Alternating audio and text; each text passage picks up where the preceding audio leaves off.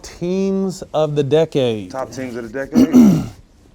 Coming in at number 5, we had the Raptors. They've been hanging around a lot. They've been in the Eastern Conference mix with dealing with the Kane. and then they continue to run into someone who went to the finals 8 straight times. Every time they walk to school, they go this route. The bullies He there. right there at that bus stop. They Go this route. We try to get to school. He right here. They go through Dunkin' Donuts. He had the drive-through. Like they was all fucked up. Yeah. Like LeBron, get your ass home, bro. We don't have a chance. They got LeBron to leave. Made a crazy trade that is still talked about, but ended up working for him and acquiring Kawhi. Kawhi came about his business just like you said, like Russ. Kawhi don't give a fuck what you think. I'm gonna sit out here and make sure my body is ready to play. Still playing hurt for you. I'm gonna come get you a championship and then I'm gonna bounce. Get these 6-7 braids to the back and just Straight. brush your ass. Don't smile. Straight. Whatever. Penitentiary braid job. Yeah. Hold it down. Business as usual. The Cavs and LeBron. The Cavs are the LeBrons. Say 2-1 or different? What are they? I would say the LeBrons. The LeBrons? Yes. Someone who went to the finals 8 straight years.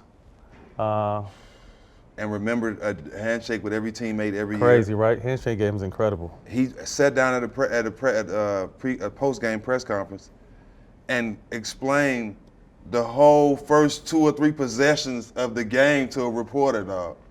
Like, that was crazy. Like, how do you remember something happened in the first possession of the game and they replayed it on TV and it was exactly, you know what I mean? Like, that guy's crazy. Game. He's crazy, dog. Isn't that crazy? Your former team, the San Antonio Spurs, man. They picked up 1 championship in this decade, right? Mm-hmm.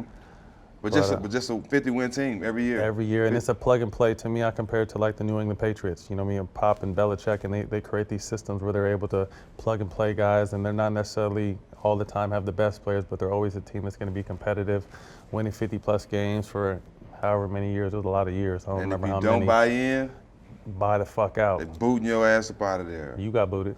Because I wasn't buying in. You wasn't corporate? I'm not. I wasn't a company man. At that time, I wasn't a company man. What are you now? Still not a company man. Well, you've never been a company man. No, but what I was a great teammate. Always. No doubt about that. Yeah, I wasn't belittling myself. That's all. Okay. You know what I mean?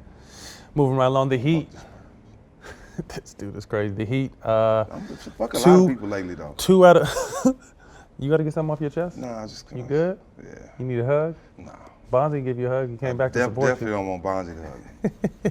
Definitely don't want The Miami Heat, the number 2 team of the decade, winning 2 out of 4 championships. They should have won more, dog. They definitely should have won more. I just, I think they could have added something to a solid piece to back up Chris Bosh because he wasn't all the way there at all the time. And he didn't show up all the time. With D-Wade and Bron, I just felt like that mix, they should have won more championships. It's a hell of a comment. It's a hell of a duo. Yeah. And then our team of the decade, the Golden State Warriors, 3 out of 5 championships, changed the game.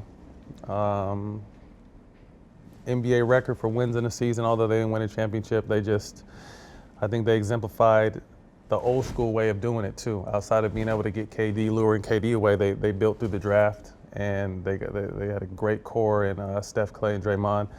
And people are tripping off what they're doing this year, and the way I look at it these guys are just getting a break. You know what I mean? Steph and Clay have probably played more basketball in the last 5 years than any player in the history of the game. Mm-hmm. Draymond is healthy, but I look at his numbers, and he's only playing about 20-something minutes a game. Right now what they're doing is letting D'Lo do his thing so they can use him later if they need to trade him, because he's a hell of a player. And then they're finding out what these young players can do. They got this one Pascal, I think his last name is, or whatever. Playing good. He's leading all rookies in scoring. You know, and he would have never got that opportunity if they have a healthy team. Right. You know, you don't get to show your thing. So the kid Poole out of Michigan. So what they're doing is they're developing their young talent, and they're having trade assets. And then you mess around and put one of these young good players, D'Lo, in a lottery pick, because they're going to probably be at the bottom and they're going to be in the lottery. You trade for a Giannis and you're right back in the game next year. Yep. You know what I mean? So people are tripping about Golden State, but just be patient, man. You guys will be back in there contending in the next year or 2.